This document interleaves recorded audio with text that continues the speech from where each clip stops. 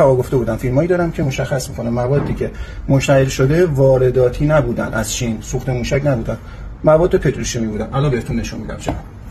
اینجا نگاه کنید، تریلی داره بالش توسط لیفتراک خالی میشه، میره اینجا میذاره زمین، لیفتراک دیگه ای که اینجا هست میاد و میداره میبره داخل. نگاه کنید اینجا لیفتراک مواد از تریلی میاره، مواد پتروشیمیه میبره میذاره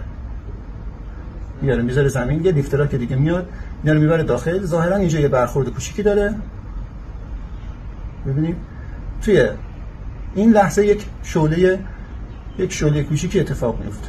خب حدودا توی 5 و 6 ثانیه این آتیشو میبینیم